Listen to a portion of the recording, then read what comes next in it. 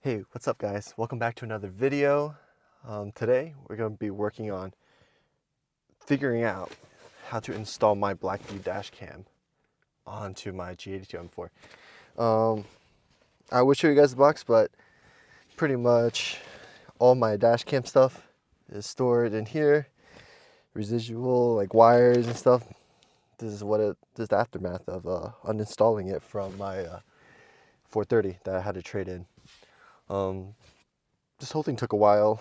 I wanted to install it right away because, you never know when shit's going to hit the fence. You need some footage to prove that you're not liable.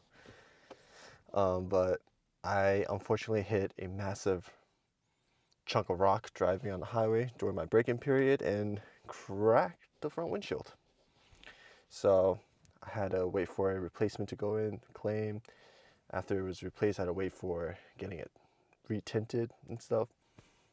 So that took a while. So anyway, today hopefully we're gonna figure out how to install it during my lunch break. Yeah. So first step obviously is to figure out where we're gonna mount this dash cam. Instead of in the front glass. Let's see. Maybe somewhere here, I'm thinking. Well, I want the camera itself to be relatively centered in the front, but maybe over here. It's like I don't want it to be blocking vision. Just like since the radar detector is already in the middle, it'll be blocking the view already. Some visibility when I'm looking for the driver's seat out towards the right. So if I mount it here, it might block it even more. Huh.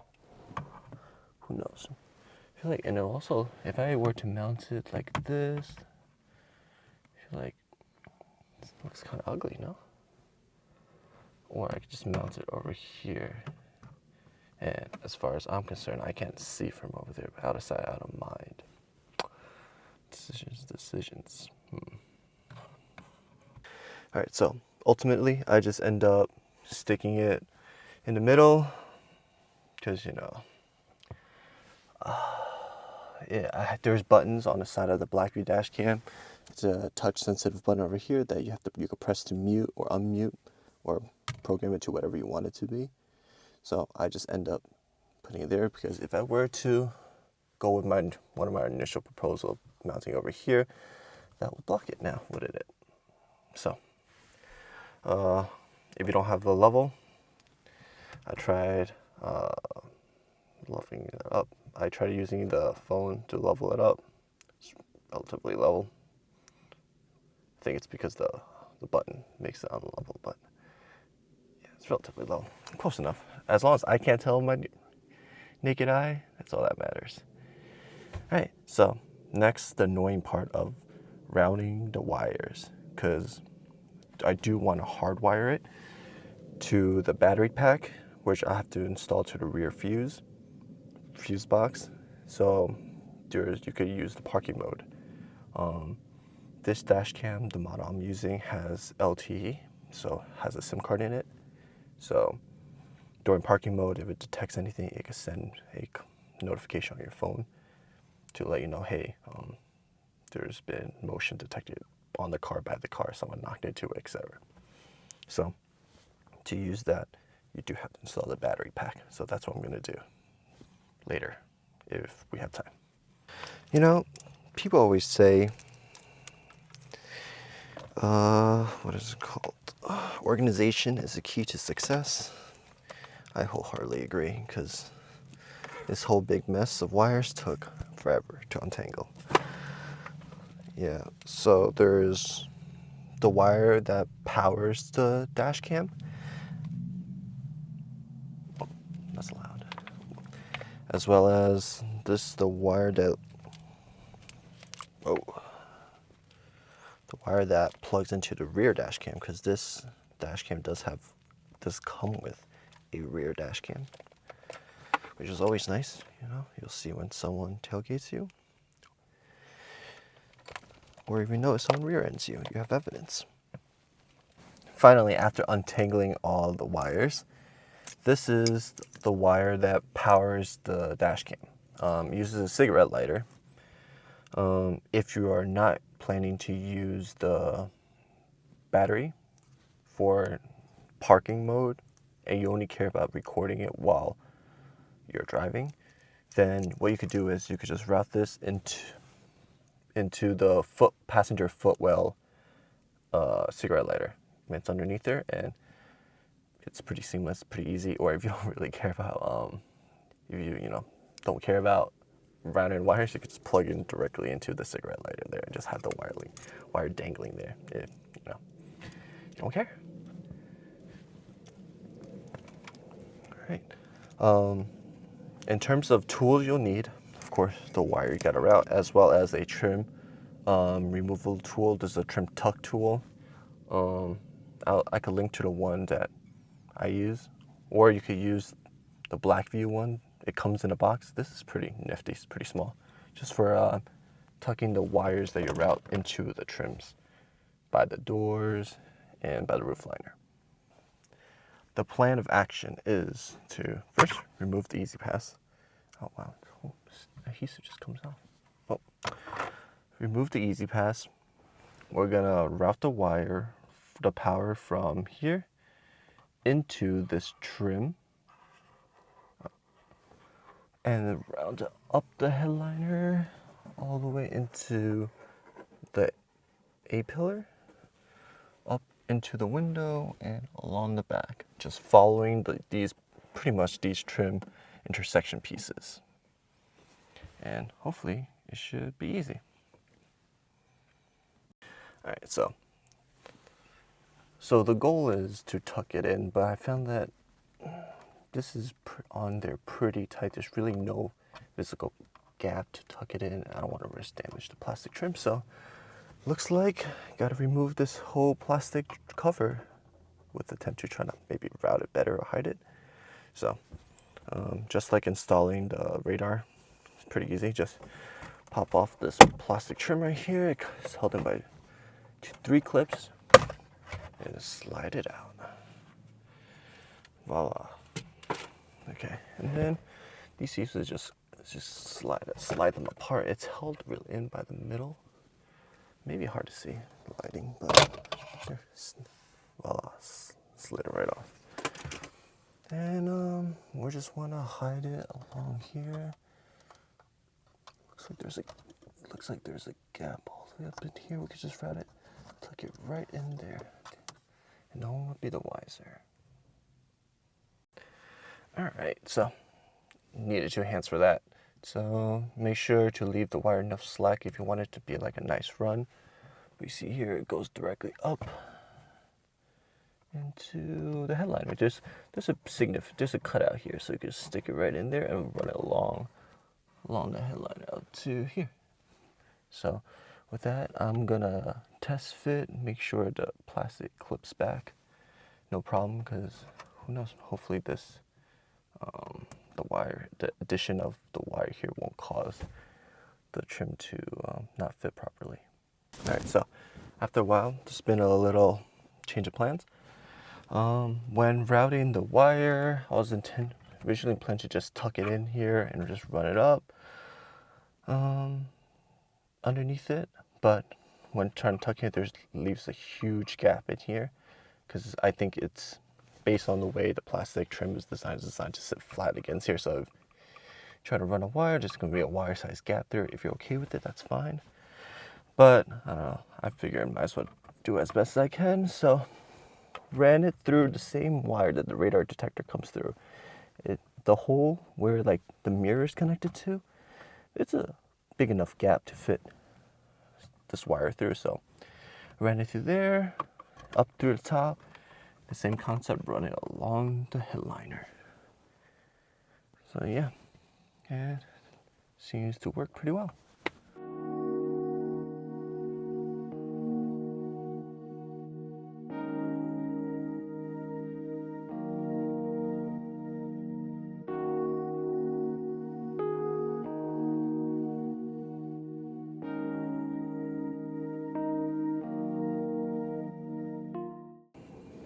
Managed to tuck it all in along here and into the liner. The rubber liner around the windows are easy. Once you get one in, you can just pretty much like slide it in with your fingers. I'll just go over again, pushing all the way in to make sure it doesn't have any like unnatural ravels in it. Biggest advice for this is you want to tuck it in using the trim tool. Hold it as high up as you can to expose as little as the trim tool as possible to push it in. Don't be like me, end up slipping and scratching the liner. But it's a cloth liner, so oh man, that's just a reminder of a mistake then. That's how it's gonna be. All right, so wrap that all around. Take your time with the bends. What I would do is, I wouldn't do the bends right away. Leave enough slack for the bends and just try and tuck in the straight parts first. And once all the straight part is all tucked in, then you could just slowly pry open the trim a little bit, just sneak in the bends. It's kind of hard to force it in initially, so you want to do the straight parts first. Same thing with here, do the straight parts first, and once the straight parts are all tucked in, then you pry open the trim a little bit, just sneak in the bend. And yeah, and we're gonna keep going until we go hit the back. All right, so this part we rounded around the B pillar, and then we come down. There should be a trim here, and then this part, just slide all the way down here. This is plastic, so tuck it all along here. There's a big enough gap. And then the key is we have to pretty much try to tuck it along here, down into the rear, behind this part right here. There's a big enough gap for us to go into the trunk liner, into the rear fuse box. Alright, so see there's a big enough gap along the plastic trim for us to route it through. Pull up the chair a little bit, there's a big enough gap for us to throw it in. So just looking back at it, we probably want to get it inside this trunk liner, so it looks like we have to remove this clip and tuck the wire in between. Alright, so what I did is right around here, you could tuck it in between the gap of the C-pillar and trim. The side trim, there's a gap, I ran it behind here. Right behind the seat, you can lift it up, just big enough clearance, make sure, underneath the seat belt. And you see the wire running out through here. Alright, then remove this trim, lift it up to fish the connector through here. Now, this trim is easy, it's just one of those like push pins. Push it back in there, snap it in, and it's locked in. Alright, so before we go back and do all the fuses and all the hardwire with the batteries, we should probably do the reverse camera. So, same logic with the reverse camera when I find it. There it is. Okay. Alright, so same logic with the reverse camera. I'll probably want to mount it first on the rear glass. And then we routed the wires from, because of the dash cam, the wire came out from the passenger side. We routed along the passenger side. But in this case, the reverse camera sticks like this. I could reverse it and in the app flip the image upside down to route on the same side on the passenger side, but from all the routing earlier, it looks kind of tight to fit a lot of these wires. I mean, I could do it, that's what I did with my old car, but this time I think I'll just route on the driver's side, mount it, route it along the driver's side. Call it a day. Sometimes I really wish I planned ahead. But that's the thing when you try to figure out along the way. Looks like I have to retake this apart to retuck it into the same hole. Because, yeah, it is what it is. Okay. So after like 5 minutes of struggling, you see the pain in my eyes, but there you go. Finally got all the wires right into that tiny hole. I don't think there's any more gap for like another wire, to be honest, so something to plan in the future. But same thing, if this wire goes up, I'm gonna run all along the headliner back to the back. Wow. I don't know why, but the driver's side is just harder for the passenger side. This corner, there's like a piece of metal right underneath or something preventing it, so it's almost impossible to tuck it in. Like, hurt my finger doing it. Oh my gosh, it's like blood stains everywhere. But I guess it was worth it. Finally got it tucked in seamlessly. Can't see it. So it looks like we're gonna repeat the same thing going down this side. Routed the wire for the rear view camera all the way here into the seat pillar trim. Plugged it in. It comes with this much extra wire, so felt this is pretty hollow behind here, so might end up just sticking the sack of wires underneath this headliner area over here. Only dilemma is, what if it starts shaking around at acceleration? Wow, the back of this car really isn't for if you're over like 5'10", it's almost impossible to work in here. Oh man. Anyway, yeah. Routed this wire up. I'm gonna have to use some clips to hold these wires in place, make it look better. Both of them meet up over here, ran back, tuck into the truck liner just like the driver's side. So yeah, I think that's it for the interior. Now we just gotta go and hook up the battery in the trunk. We're in the trunk now. Now we gotta wire up the battery, and that should be the last step.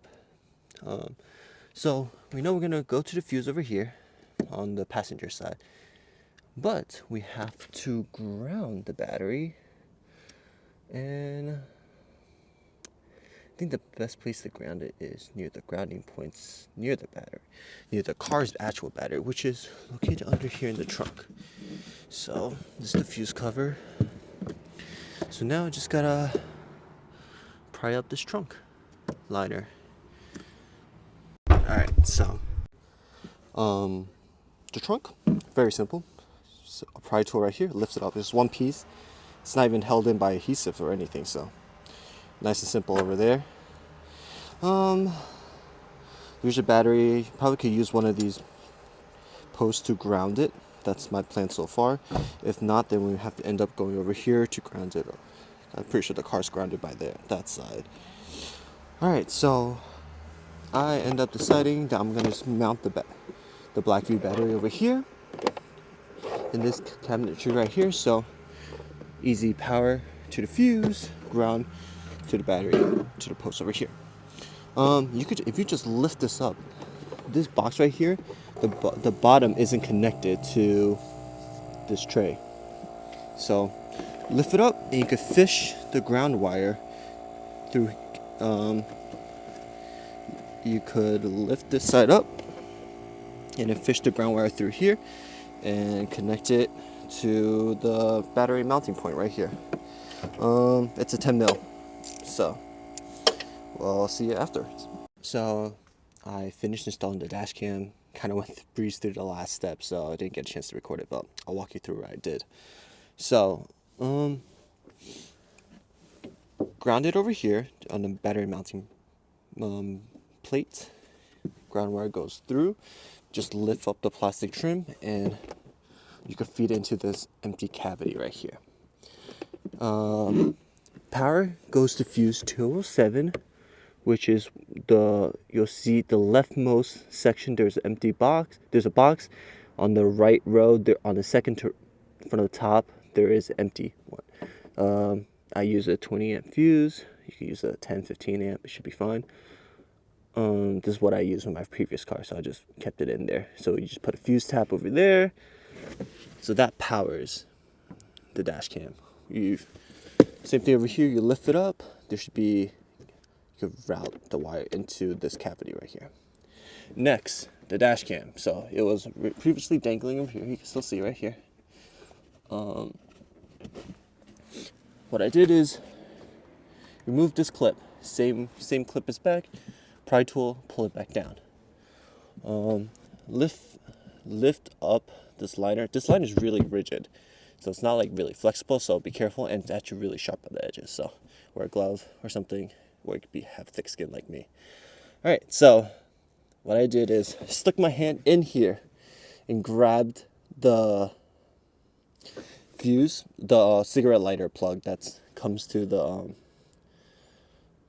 dash cam, that powers the dash cam. Grabbed it, fed it through here. Pretty much pulled it over here and fed it through here and pulled it out from the Fusebox entrance. And then same thing with the fuse tab, lifted up, fed it through, and plugged into the battery. So the battery's here. You should test it before you put everything away. The leftmost LED, it should be red. That means it's charging. Make sure you turn the car on.